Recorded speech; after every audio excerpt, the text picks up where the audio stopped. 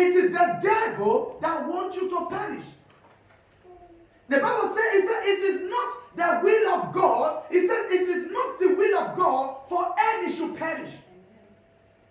But it is the will of the devil for we to perish.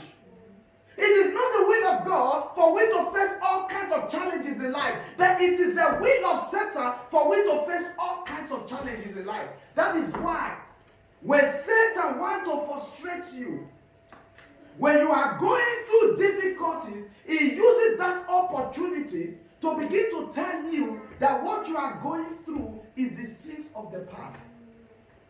What you are going through is the mistake you have made in the past. What you are going through is the bad things you have done in the past. That's why God wants to use this to punish you. But I want you to understand that the Bible says, while you were yet sinner, Christ died for you. You were not holy when he died for you. You were not righteous when he died for you. You were not so good when he died for you. You were living in an error. Your life was not reflecting his glory. While you were yet a sinner, he died for you. So when the devil is not telling you that God is punishing you for the sins you have committed, that means the devil is lying to you because you don't know the word of God for yourself. You don't know what God has said about you. So when a purpose is not known, abuse is inevitable. The only way the devil will interpret the scripture when he finds out that you don't read your Bible. You don't even know who you are. You don't even know what God is saying about you. God cannot die for you while you were yet sinner. Then after dying for you, and I decide to punish you for the same sin that he has died for you for. Amen. Hallelujah. Amen. God is not like that. So don't let the devil deceive you. Don't let the devil lie to you. When you are going through some certain situation in your life, it is not because of the sins you have done in the past. This sometimes you go through bad things in life based on karma. Sometimes you go through bad things based on consequences of the decision you have made. Because God will forgive you, God is not going to remove the consequences. If you kill somebody in the past, even when you came to Christ, God will still receive you because he loves you. But in your mind, you will always know that I have killed somebody. He will not wipe it away from your mind. He will not wipe it away from your mind. If you have lied in the past, and you find that I do not come to Christ, it will still be in your mind that, oh, I have lied in the past. It's there. It is not God punishing you for what you have done. It is consequences of your action. But who will save you? If you are fighting God, then who will save you? So that is why, but when you know that God is not the one punishing me for the sins I have committed, you know that it is consequences of error. It is the consequence of the decision I have made in the past. Then you now go to God and say, God, have mercy on me. Give me the grace to put my past behind. Give me the ability to put my past. You are not seeing God, but how will you go and see God? You are already accusing of the consequences of the decision you have made.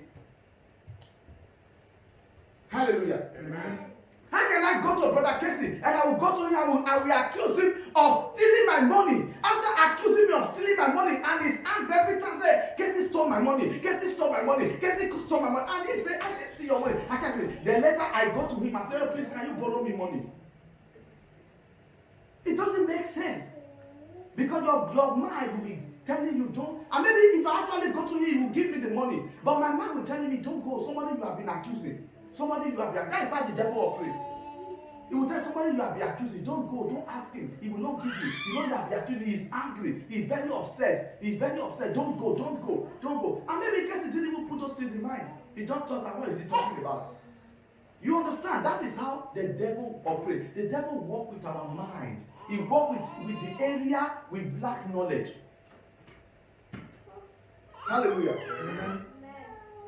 That is why, you see, before God demonstrated this to lay down his life for you, it takes process. He knew that he had to be born before he can lay down his life. He said he knew that he had to be born. So life, he needs to look for a woman who is a virgin, who have known no man. So that there will not be the blood of anybody in. That's why she was overshadowed by the Holy Ghost. And then she conceived a child. And when that child was born, no man can say, I am the father because I was the one who had sexual intercourse with the mother. No. Let's see John 3:16.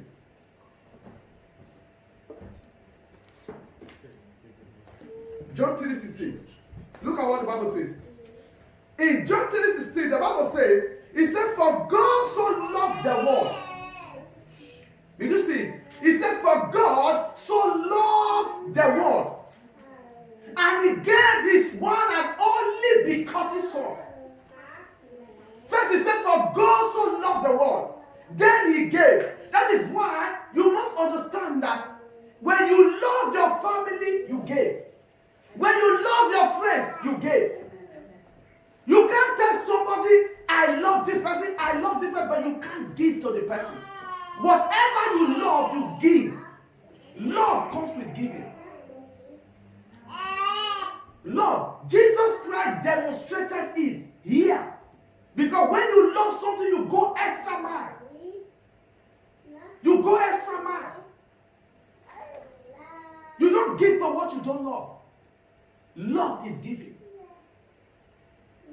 Because he first loved the world. Then he gave his only begotten son. Then he now said, whosoever believes, it is not an obligation. It's a choice. He said he loved the world, then he gave his only begotten son. Then I said, whosoever believes, which means that he is not forcing you. It's whosoever believes. Then if you believe, he said, then you will not perish. Then you will have everlasting life. Whoever believes, you will not perish, but you will have everlasting life. Amen. You see, so which means that the birth of Jesus Christ carries my purpose in life. I am what I am today by his birth. You are what you are today by his birth. You are not what you are today by the gift your mother brought for you. You are not what you are today by the gift your father bought for you. You are not what you are today by the gift the family gave to you. You are what you are today by he that came and dwelt among us and then grew up in the knowledge of the Father and then laid down his life for me and you, for our redemption. Amen. So while you are celebrating, you are eating, you are drinking, remember that this person that we are celebrating and drinking is the reason I can boldly cry out, Abba Father, the source of our strength, the hope of glory. Amen. Hallelujah. Amen. The Bible says in Romans chapter 5 verse 8, it said, for God demonstrated his love for us while we were yet sinners. Christ died for us. John 1 verse 1 says, in the beginning was the Word, and the Word was with God, and the Word was God. In verse 14, he said, and this same Word became flesh, and they dwell among us. That is the 25th we are celebrating today. This same Word that was in the beginning, became flesh, and they come and dwell among us. And while he was among us, the people knew him not. The people knew him not. While he was among us, the people knew him not. They say he's the son of carpenter. They say, he's nobody. Who did he think he is? They never knew he was a savior. That is why God, if you want to know, most time in life, I always tell people like to support those who have already risen.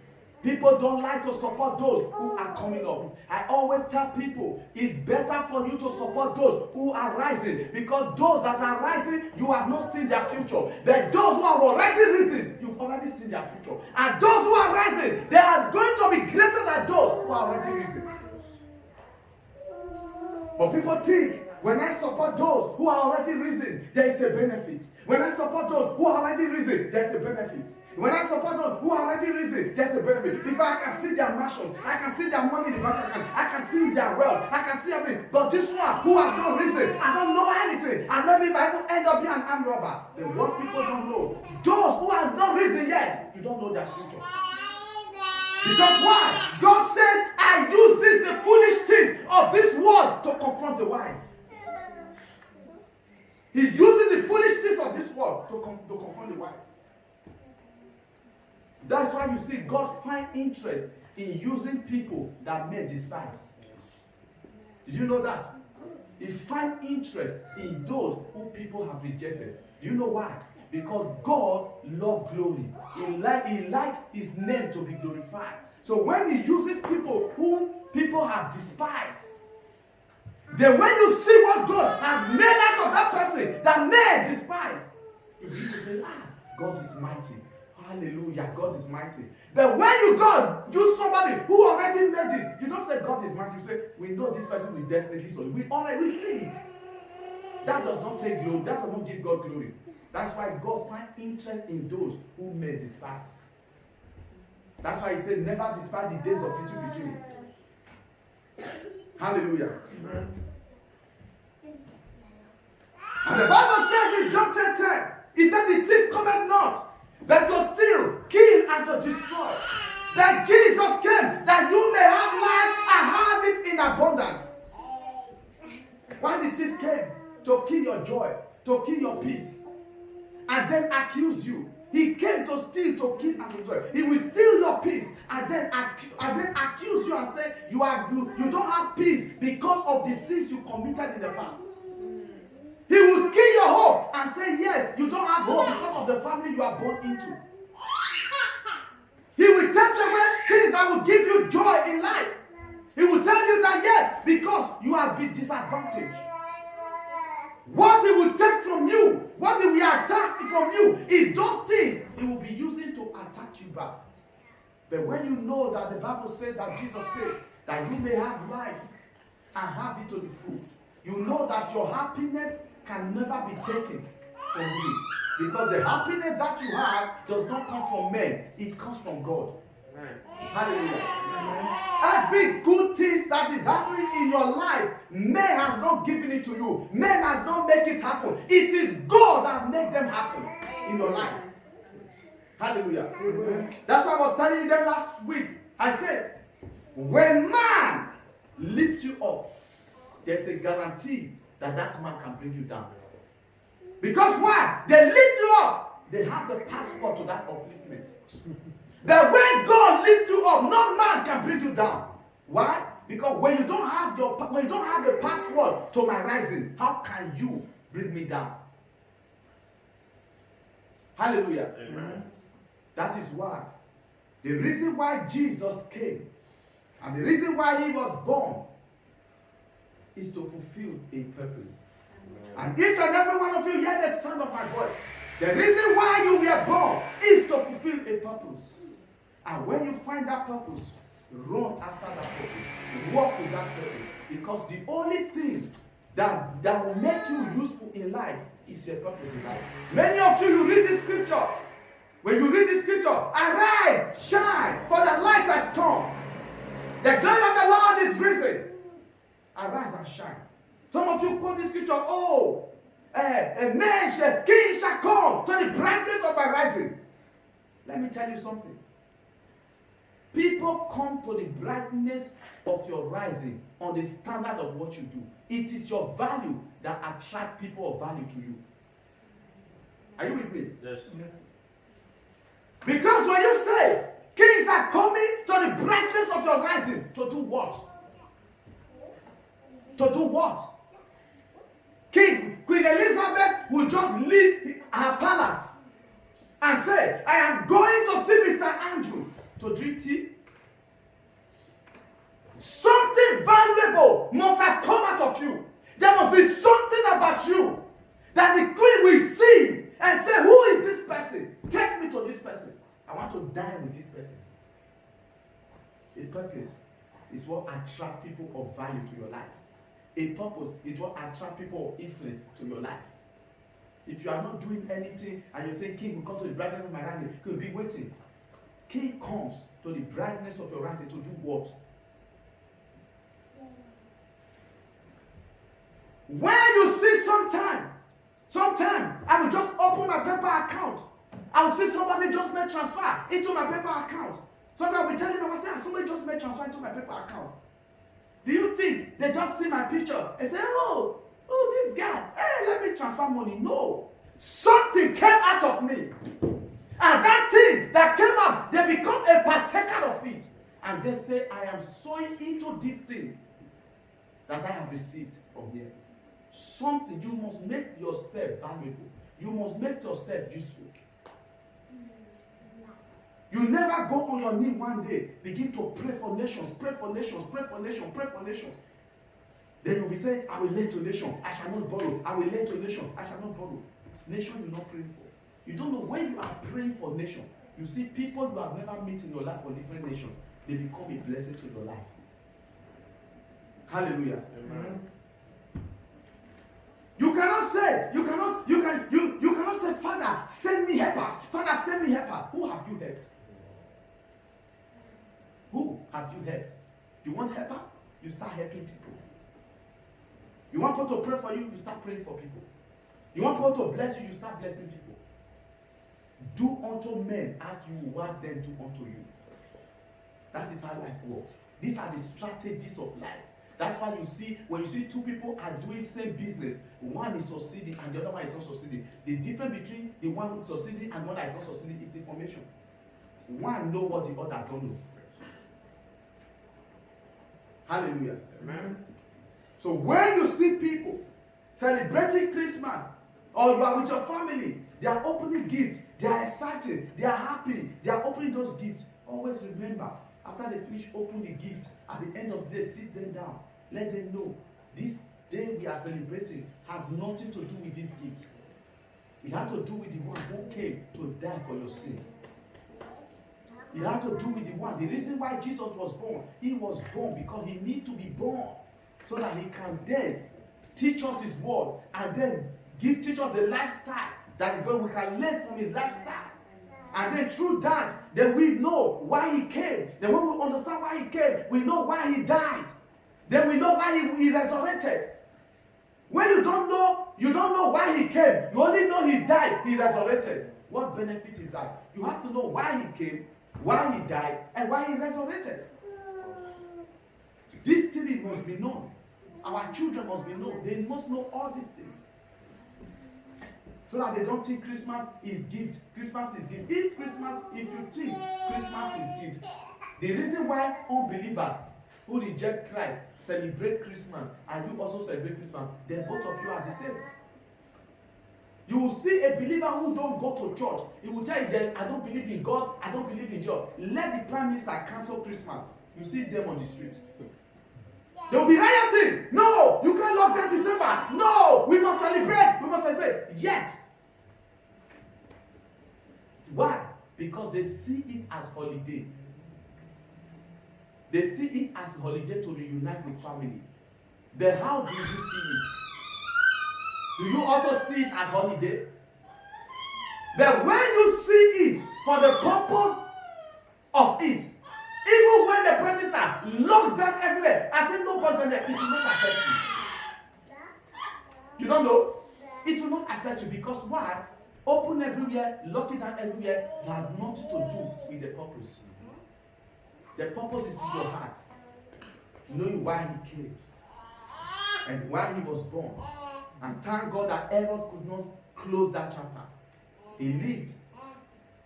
He walked in the path of righteousness. And men saw it. And men are not acting Christ-like. They are not fulfilling purpose. And then he died. And he said after 3 days he is going to be resurrected. And he did. And today he's sitting at the right hand of the Father. Amen. Hallelujah. Amen. Waiting until he made his enemy his footstool. And he said, the last enemy that needs to be conquered, he said, is death. Death is the last enemy. The reason why I said death is the last enemy, because we all will die someday. That is the only thing that has not been conquered. Everything has been conquered. So people of God, have this in mind. Christmas has nothing to do with gift and present. We buy gift and present just to make it celebrate, happy and everything. But there's a purpose behind it. It's the beginning of the journey. That Easter you are waiting to go and celebrate. If there was no birth, there won't be Easter. Are you with me? Yes. That cross that you are looking up to, if there is no birth, there is no cross. You see? So there had to be a beginning.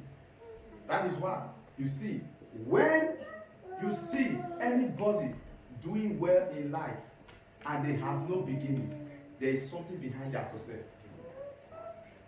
Every greatness has a beginning. Because you must have a beginning. The reason why you have a beginning, because people that will come after you to ask you and say, share your wisdom, share us your idea, teach us how we can be successful like you. And you don't have beginning, what are you going to share? Tell us about Easter. Tell us about Easter. You know nothing about his birth. You are talking about Easter. No. There's Sunday many years ago, a man was born called Emmanuel, Christ with us, who lived and died and resurrected, and today is alive forevermore. Father, when we look at the news, we saw sickness, diseases all over. They are saying people are dying. They say people are in the hospital. But I pray for each and every one of you, hearing the sound of my voice. You will only see the news. No member of your family will be a victim. In the name of Jesus Christ. Amen. The sickness will not come near your tent. The sickness will not come near your dwelling. In the mighty name of Jesus Christ. As many of you, during the time of COVID, you bury loved ones.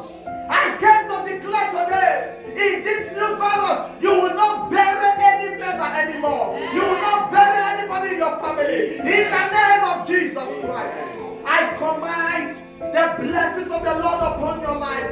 I cover you with the precious blood of Jesus Christ. Sickness will not know your address. My God, we hide you under the shadow of his wings. In the name of Jesus Christ, I decree and I declare, from this day forward, you shall be as a wind before the face of the enemies. They will not know where you are coming from. Then I will then know where you are going. From this day forward, wherever thou tread the sole of thy feet, thou shalt possess it. In the name of Jesus Christ. My God, we frustrate the agendas of the wicked over your life. My God, we frustrate the agendas of the wicked over your family. In the mighty name of Jesus Christ. You will not end this year in shame. You will not end this year in disgrace. You will not end this year in disappointment. In the name of Jesus Christ. Whatsoever that we programmed to be a disappointment, I command to turn into appointment. In the mighty name of Jesus Christ. Wherever you have suffered rejection in your life, after today, those rejections shall turn into direction. In the mighty name of Jesus Christ. The Lord will bless you. The Lord will empower you. The Lord will cause his light to shine upon your life. In the name of Jesus Christ. I pray for your children. They shall grow from strength to strength in the name of Jesus. No evil shall destroy them. The power that destroys youth will not destroy them in the name of Jesus. The power that destroys teenagers will not destroy them in the name of Jesus Christ. Any member of your children that are not doing well in school, I decree and I declare, after today, let them receive the ability to do well in the name of Jesus Christ. Mayakabosh. Every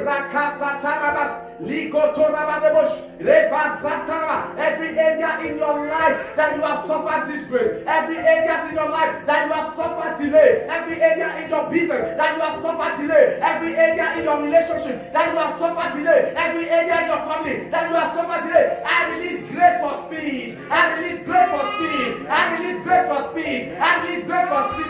In the name of Jesus, delays are cancelled. Rejections are cancelled. Disappointments are cancelled. Poverties are cancelled. In the name of Jesus Christ.